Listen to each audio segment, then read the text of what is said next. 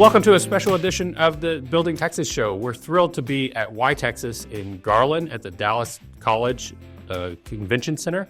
And we're sitting here with Paul Meyer, who is the president of the chamber here at Garland. CEO, yeah. CEO of the Garland Chamber of Commerce. And I love Chamber of Commerces. They are such an impactful and important piece of any city. The size does not matter. The chambers are always there advocating for the businesses in town. What makes Garland's chamber really special, and what are some of the initiatives that you're enjoying?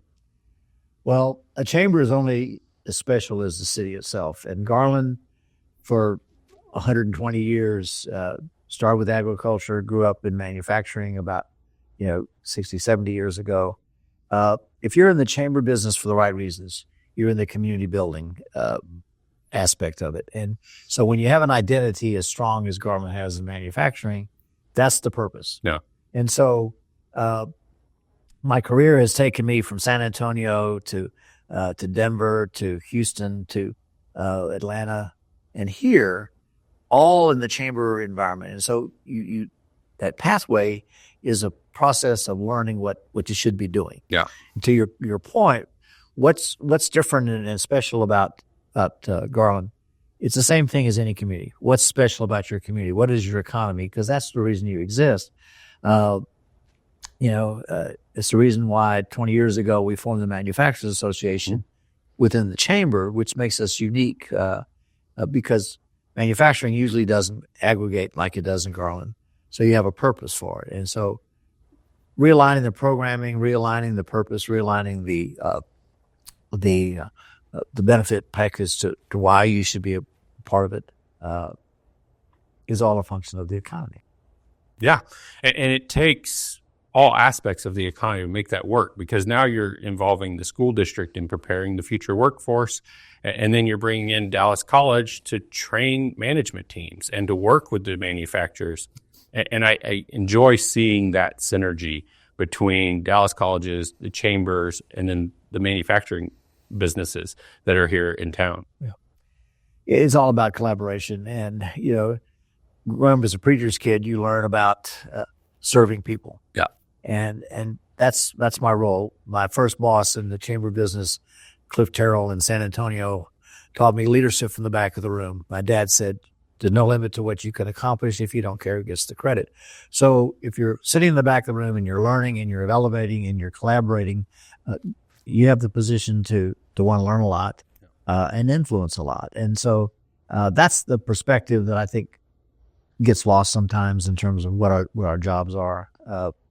We're blessed here. I mean, we're in a facility that the college built about 12, 13 years ago and put the chamber in this facility primarily because it was a workforce development issue.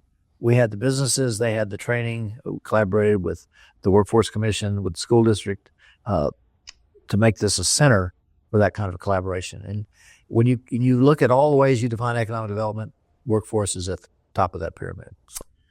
And one of the things I'm hearing from the panels today at this Texas event is that collaboration, it doesn't end at a city limit or a county line, and especially in a region like DFW, right, the greater metroplex.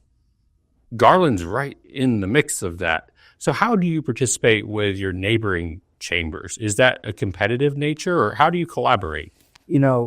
It's not. It shouldn't be. And chambers, I remember the first time I got into chamber work, and I was in San Antonio learning my function. And I would talk to people in Chicago. I would talk to people in Dallas. I would talk to people about what the role is. So we're all collaborative. But a lot of changes, a lot of evolution of folks in the business. So, we have regional chambers. There's a North Texas Chamber Execs group, about 70 chambers that collaborate. We learn from each other in terms of the mechanics.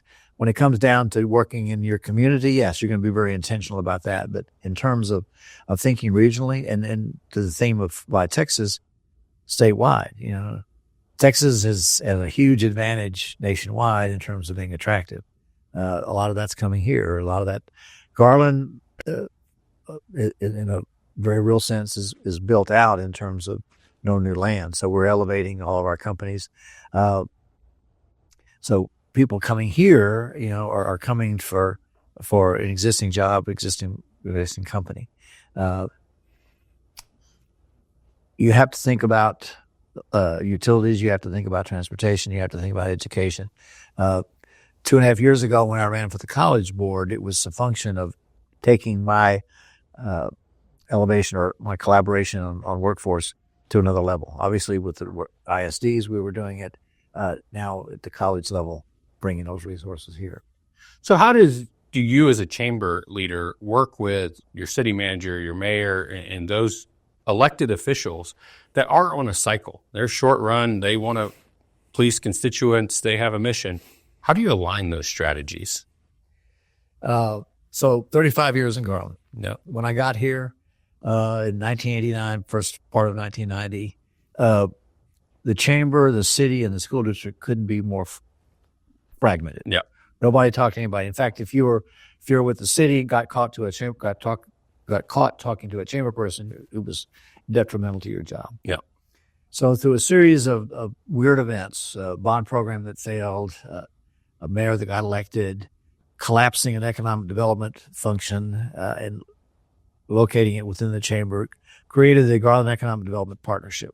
Okay. So out of adversity, we had the three entities, the city, the chamber, and the school district, in this case, and then later on the college, combined to form the Economic Development Partnership. 94, 95 is when we enacted that. So by definition, when you have that partnership and you're all putting funds into, then you have to learn to live in their space. Mm-hmm. I remember the mayor at the time that was a catalyst to start that partnership. He brought me and the city manager in the room, and he said, okay, Jeff and Paul, I've got the votes to get this done, but I'm going to wait until the two of you go off and figure out how to make this long term. Yeah. And so from that conversation in late 94, Jeff, the city manager, he said, now, Paul, I'll tell you, things that are born out of politics will die out of politics. So if we can't find a way to create real value. And so from that message, I spent a lot of time living in their shoes. I'm as big an advocate for public safety and streets and sanitation and code enforcement, all of the regulatory kinds of environments. In the day, early on, or back in the day, businesses and cities, public and private, used to bump heads. Yeah. You can't exist without collaboration, and it's certainly on the case of the school district. So over 35 years, we've seen probably 6 or 7 city managers, a whole host of term limit elected officials, probably on our 5th superintendent. It's just being valuable to them, being valuable and asking, how do I make your life better on a regular basis? Well, I really appreciate the foresight of the original mayor in 94 and saying, go to figure out how to make it sustainable. And my hunch is that program is now a strategic sustainability program. As new city managers come in, as new school superintendents come in, they look to that partnership to say, well, what's the momentum and how do we continue it? It's become the culture of Garland. Okay. To collaborate. Obviously, the businesses provide the tax base, the employment, in our case, huge electric customers. And so that's important. But in terms of what the city provides and what the schools provide and the college provides, you can't get it done without everybody doing it. And when you recognize that and you celebrate that, when we celebrate, Monday will be the state of the city that we host here. We do the state of the school district. We have a bond program coming up. We met with the bonds committee yesterday about how we support their PAC in terms of getting. So, and it's just the culture, people come here. We send people there.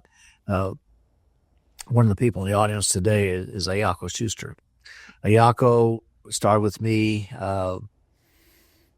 20 plus years ago as an intern in economic development. Wow.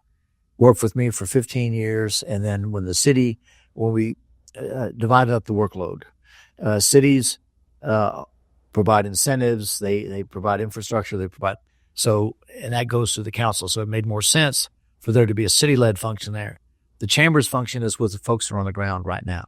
So we collaborate. And so I think in terms of, in fact, it was Ayako and I and a lady from the college that formed the Manufacturers Association 19 years ago because of that ability and that commitment to collaborate. Well, Paul, I so appreciate you having and hosting us today, being part of this Why Texas event, and really being an example of how we tear down some of that competitive thinking. It's great to see employers, elected officials, city leaders, and educators all coming together and saying, oh, yeah, we need to be in the room together. And that's why I appreciate about what Why Texas is doing. Yeah, well, it's about elevating people. And this is what Why Texas does. This is what you do in your work. It is about spreading the gospel of elevating. So thank you for the opportunity. Well, thank you for the way that you're building Texas and spending time with us today. My pleasure.